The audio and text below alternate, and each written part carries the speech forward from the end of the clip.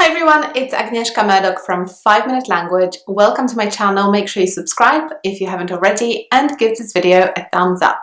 So this video is slightly different to what I normally share on this channel. Usually I talk about language learning advice, but I recently decided to kind of broaden the remit of this channel a little bit and include a little bit of kind of cultural knowledge, talking about different places, maybe talking about travel.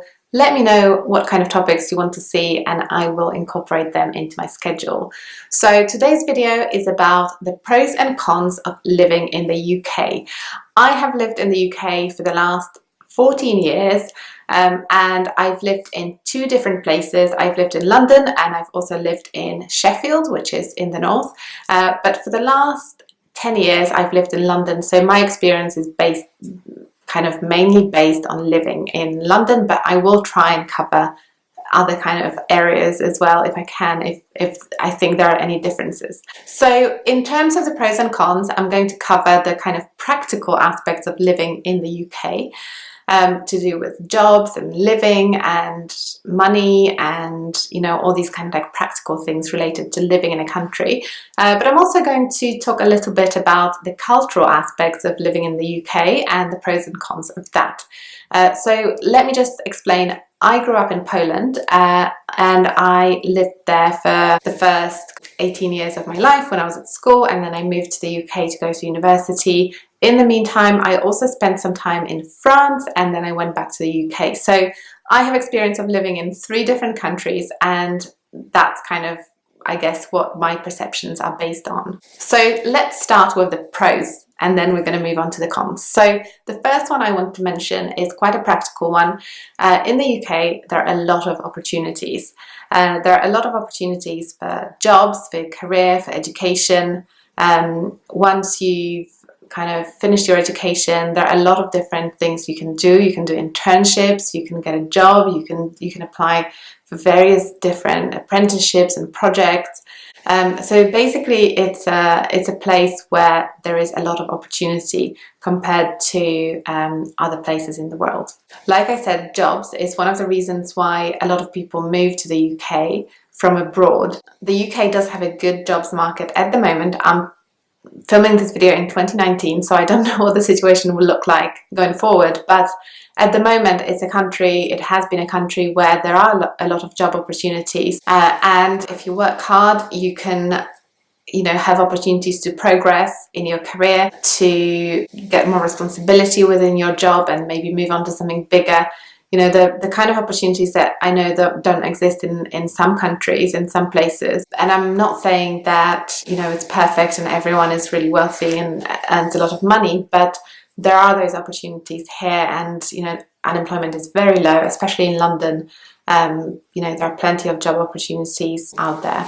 The third one, which is quite practical, is it's very easy to start a business in the UK. There's a lot of guidance on the government website on how to start a business. The paperwork is very limited that you have to do, and then actually running a business, you can do it just as one person. You can do it all yourself if you want to, because there are some clear rules about, you know, accounting and tax and how to do different things as a business. So it's quite easy, and also tax is quite low for small businesses. If you're, for example, only just starting out, you don't have to pay lots of tax and national insurance. There are lots of exemptions, so that kind of encourages, in my view, people to start businesses and being creative and entrepreneurial. So the next big one, which I'm going to cover, is education and culture. So education in the UK is, well, some of it is free and some of it is not free. So when you're a child, you go to school, it's free. And there are obviously fee-paying schools as well, but the majority of people go to state-funded schools, and education is good. You know, it is really good compared to other countries. And then when you go to university, it's not free. It's actually quite expensive. So I should probably mention it in the cons, not the pros, but university education is really good as well. And I think what I like about the education system in this country is that it encourages people to be creative. encourages them to think for themselves, to challenge ideas, to be critical, like in a good sense of the word, and it just kind of helps foster this kind of like free thinking, creativity. I would say it's not too focused on facts, which some people don't like, because when I went to school in Poland, I don't know what the system is like now, but when I went to school in Poland, we had to learn a lot of things off by heart, and then we had to like kind of like recite them back to the teacher or write them down in a test. Whereas, you know, today like you can look up facts online in like 1 second. So what's the point of, you obviously have to have some basics, but I would have really appreciated having the opportunity to think a little bit more critically about what I was learning when I was at school. So that's what I like about the education system here. I mentioned culture. Culture is very big in the UK, so there's a lot going on in terms of theatre, music, film, literature, and a lot of stuff is free. So a lot of museums, for example, are free. You don't have to pay, which is quite surprising. I know for American people who come to London, where they, you know, in America you have to pay a lot of money to get into an art gallery or a museum. So that's really good. Okay, the next one I'm going to say is quite important from the kind of practical and cultural point of view. It's a very advanced democracy. So obviously there are people in this country who disagree with, you know, certain things, like they criticize certain things, but which is fair enough. You always want to make things better. But if you compare it to other countries where democracy is not as advanced, you can see the difference really clearly. I personally, as somebody who lives in the UK, I have trust in the institutions. I have trust that, you know, I'm gonna get paid by my employer, or if I go to court, I'm gonna have a fair trial, that kind of stuff. If I want to demonstrate, I can go out on the street and demonstrate freely. If I'm being discriminated against, I can go and complain about it. So I think these are things that we don't normally think about when we're used to them. We can take them for granted, but surely, you know, other countries are not as fortunate and they don't have that. So it's something that I really appreciate. The next one is equality. And again, people may disagree with this because obviously there is a lot of work to be done in this area. But all in all, equality is pretty good in the UK. So, you know, it doesn't matter whether you're a man or a woman, or if you're from a different ethnic group or follow a different religion, there is equality of that. And if you ever feel you're discriminated against, there are processes for tackling that. And obviously people talk about improving equality all the time. So there is a debate, an ongoing debate about it, which is also really good, which I know in some countries there aren't as many debates about that. So the next one is also quite practical. It's healthcare, which is quite developed and quite good. You can go to the doctor for free, so it's not like in the United States, for example, where you have to pay insurance every month. Obviously, you know, everyone who is working is already paying tax here, and then that money is used to fund things like healthcare. So you never have to like go to a GP and pay with money, basically, which is really good. Okay, so I'm now going to move on to a more kind of like cultural aspect, which is people, and I couldn't not mention that because obviously the UK is made up of people. So the first thing I'm going to say is people in the UK are very friendly and open, and you know, you can go to a shop and have a conversation with someone, or like if you're at work, you're in a lift with a colleague you don't really know very well, and people always like try to make conversation. So that's quite different to other cultures. In my experience, people are very friendly, and also they're not intrusive. So what I mean by that is, you know, like the stereotype of a British person is that they're reserved, but really the way I see it is it's not being reserved, it's being non-intrusive, basically. So for example, you know, people wouldn't ask you personal questions unless you expressed an interest in talking about personal things. So people just wouldn't be too nosy about you if you didn't want to. Whereas in some cultures, that's the case. People are quite like direct and straightforward and can be a good thing, but it can also not be a good thing. Also, people in the UK are extremely helpful. If you go to a bank, for example, and you have a problem, then they will try to help you. They will not try to say, oh, you didn't follow the rules, so it's your fault, so goodbye, see you later, solve it yourself. But they will try to help you out. So in my experience, you know, whenever I go back to Poland, I think the main difference is here people are focused on helping you, whereas in Poland people are focused more on the process and the rules. So if you went somewhere and you didn't have like this one document, they'd be like, you have to come back with that document, whereas here they might be like, okay, we can still do it, and then you send the document later. So that's the difference, I suppose. The next one is the culture is very inclusive and it's focused on conversation. So there's a lot of ideas obviously within society, very different people, and people are still kind of open to having conversations, having debates and agreeing to disagree. You know, you can still live together, you can still be friends even if you don't have the same ideas. The next one, I should have mentioned this at the start, but the UK is a very multicultural place. Well, first of all, because it's a country that's made up of 4 different countries, England, Scotland, Wales and Northern Ireland. And many people from abroad kind of forget that and they think it's a uniform country, but actually it's very, very different. And if you've ever met anyone from Scotland versus somebody from England, they will be very different and in many different ways. And also even within England, there will be different regions. So people from the north and people from the south may have like different cultural kind of little things about them that will make them different. But also it's a kind of multi-ethnic society with people from different cultures and different ethnicities living together. Especially in London. If you go outside of London, maybe less so, but it's definitely a multicultural society that kind of is made up of lots of different ideas and lots of different traditions, which is great. The next one is also cultural. I really love this one, the sense of humour. I personally really love British comedy. I used to watch it even before I moved to the UK and I loved it. And I know some people don't get it, but I personally love it.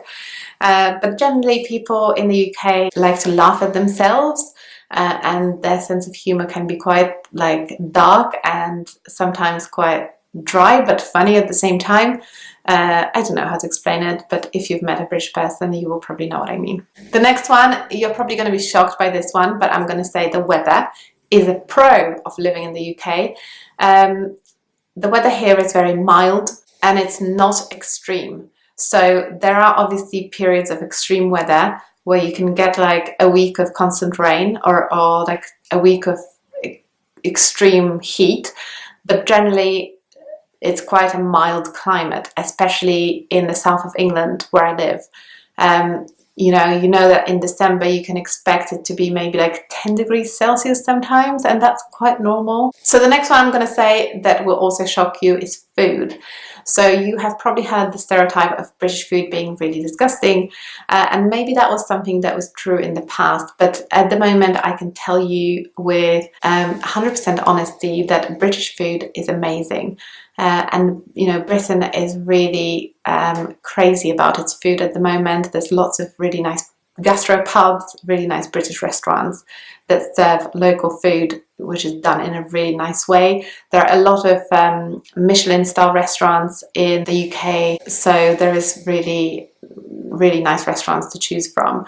And obviously I'm going to mention all the foreign food restaurants, especially in London, but also all around the country. You know, you can get really nice Chinese, Indian, Thai food, and in many countries you don't get that kind of variety. So living in London, I'm really fortunate because I have access to that, and I'm a big foodie myself, so I just love being able to, you know, have some Japanese or have some Indian and it being quite authentic and delicious. And the final one I'm going to say is quite a practical one. The UK has a really good public transport system and really good roads. So if you're a driver, you will be happy to know that roads are quite safe and they are well maintained, and also public transport is very reliable. I know some people will disagree with me, but you know, if you compare it to other countries in Europe or around the world, the public transport system in the UK is really good. Like I take public transport most days and it is reliable. So now I'm going to move on to the cons of living in the UK. I haven't got too many because I guess I live here. If I didn't like it, I wouldn't live here. But I have come up with a few kind of potential drawbacks. So the first one is a very high cost of living. So you will know if you've ever visited London, for example, or another British place, that it is quite expensive to live here. It's expensive to pay for your accommodation, especially. You have to spend quite a significant chunk of your income on your accommodation and also on transport. So I've just said that public transport is really good, but it's also very expensive. So traveling by train, for example, sometimes is a lot more expensive than flying. You know, if I wanted to go up to Edinburgh, I might actually fly, which is not very environmentally friendly, I know, but it's a lot cheaper than taking the train. So cost of living, and also if you have a family, the cost of childcare. There is no sort of like free childcare when you have a baby. There's no like free nurseries. I mean, you get some free hours, but childcare in general is very, very expensive. And then when your child goes to school, that's when it becomes free, so that's fine. So the next one, which is a possible drawback, is taxes in the UK are quite high compared to other countries. So especially if you live in the United States or some countries in Europe, and then many countries in the world have much, much lower taxes. So I think the lowest income tax in the UK is 20%.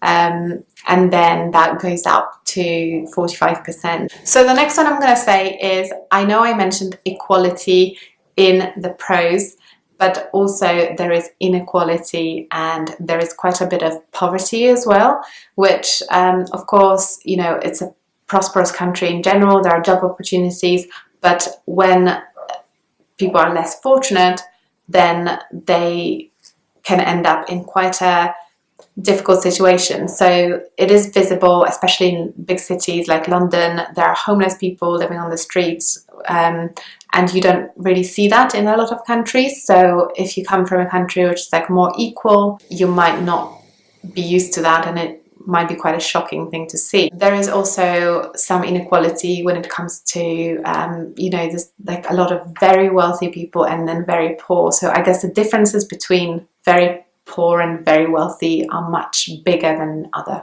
societies. So the next one is quite related to that, which is about it being like slightly an elitist country. So for example, when you look at like senior judges or lawyers or like people in certain professions who are successful and who are like at the top of the hierarchy, they tend to, you know, come from certain social backgrounds, and then there are other people who are not really represented in those kind of circles who come from very different backgrounds. So yeah, there is like a little bit of that, and I think, you know, anyone who lives here will have probably heard that, you know, there is an ongoing debate about it and ideas, people discussing ideas for how to change that. The next one I'm going to say is healthcare. Again, I mentioned that in my pros, that healthcare is good and free. But also sometimes people complain about it because sometimes you go to a GP and they don't really help, and you know, like you can't go to a specialist doctor, for example. You have to go to your GP first for them to assess you and then give you a referral. So if you need like a dermatologist, you can't just go to a dermatologist. So the next one is a cultural one. It is about how in the UK people can be quite private about things. So I've just mentioned that people are non-intrusive, which is a good thing, but also they can be quite private, which means that the relationships you build with people may not be as kind of deep and personal maybe as in other cultures, because there will be certain areas of people's lives that they don't want to be discussing maybe. So I guess that's like a slight cultural difference, especially when you come from, I mean, certainly Poland, but also, you know, some South American countries like Brazil. I know that Brazilian people are like very open about things, and maybe in some Mediterranean countries people tend to be a bit more open as well. So that's like a slight drawback in terms of culture. And I've got two more. So the first one is the weather. I know I said it was great and mild, but also if you live in a hot place and you come here, then it's going to be a bit of a shock because the weather is not really hot at all. Sometimes it is hot in the summer, but most of the time it's just kind of average, mild. But it's not guaranteed that you're going to have a sunny day all day, every day for 2 weeks. Nothing like that. So you might be a bit disappointed if you move here for the weather. And the final one is the aesthetics. Some people might see the UK as like slightly less pretty than other countries. You know, like when you go to Spain or Italy, things are very pretty, but yeah, maybe it's not like that here. Okay, so that's it, the pros and cons of living in the UK. I hope you guys enjoyed this video. Make sure you subscribe to the channel and give this video a thumbs up, and I'll see you next time. Bye.